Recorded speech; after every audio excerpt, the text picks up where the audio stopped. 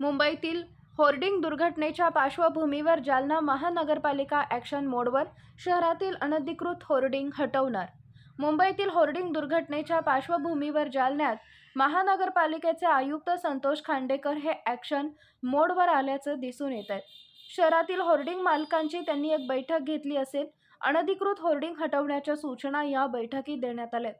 मुंबई येथे झालेल्या होर्डिंग दुर्घटनेच्या पार्श्वभूमीवर जालन्यात महानगरपालिका आयुक्त संतोष खांडेकर यांनी जालना शहरातील जाहिरात एजन्सीच्या संचालकांची एक महत्त्वाची बैठक घेतली. रस्त्यावर वाहतुकीस अडथळा निर्माण करणारे किंवा धोकादायक होर्डिंगमुळे मुंबईसारखी दुर्घटना जालन्यात घडू नये यासाठी बैठक घेण्यात आली. या बैठकीत होर्डिंगचे स्ट्रक्चरल ऑडिट करण्याच्या सूचना देण्यात आल्या. तसेच जालना शहरातील अनधिकृत होर्डिंग हटवण्याची मोहीम 1 ते 2 दिवसात सुरू करणार असल्याची माहिती महानगरपालिका आयुक्त संतोष खांडेकर यांनी दिली आहे.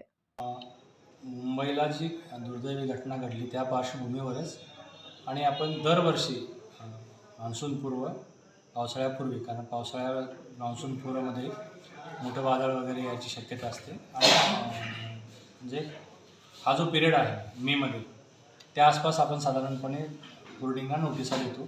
तसेच डिलॅपिलेटेड जे मोडकळीस आलेल्या इमारती आहेत त्यांनाही नोटिसा देतो. यामध्ये आपण कालच्या पार्श्वभूमीवर आता सर्व होर्डिंग धारकांना नोटिसा दिल्यात. त्याच्यामध्ये बेसिकली जे स्ट्रक्चर आहे उभं केलेलं ते स्ट्रक्चर धोकादायक असणार नाही यासाठी त्यांचं स्ट्रक्चरल स्टॅबिलिटी त्यांना व्हेरीफाय करायला सांगितली आहे आणि त्याबाबतीचं प्रमाणपत्र स्ट्रक्चरल इंजिनिअरमार्फत नगरपालिकेकडे सादर करायला सांगितलं. त्या व्यतिरिक्त काही होर्डिंग्ज असे आहेत जे अधिकृत आहेत परंतु ते रस्त्याच्या मध्ये येतात, म्हणजे ट्रॅफिकला अडथळा होतो. तर अशी होर्डिंग्ज आम्ही ते रस्त्याच्या बाजूला म्हणजे एकदम कोपऱ्याला ते लावून घ्यायला सांगितले की ज्याच्यामुळे वाहतुकीला कोणत्याही स्वरूपाचा अडथळा निर्माण होणार नाही. त्याचबरोबर जी जुनी होर्डिंग्ज आहेत म्हणजे 20 वर्षापेक्षा जास्ती कालावधीचे आहेत, कारण गंज वगैरे झाल्यामुळे ते त्यांच्या फिटनेसचा इश्यू आहे. त्या बाबतीत ही फिटनेस सर्टिफिकेट आपण त्यांच्याकडून कॉल केली. बऱ्याचदा अधिकृत व्यतिरिक्त अनधिकृतही काही शहरामध्ये होर्डिंग्ज असण्याची शक्यता आहे.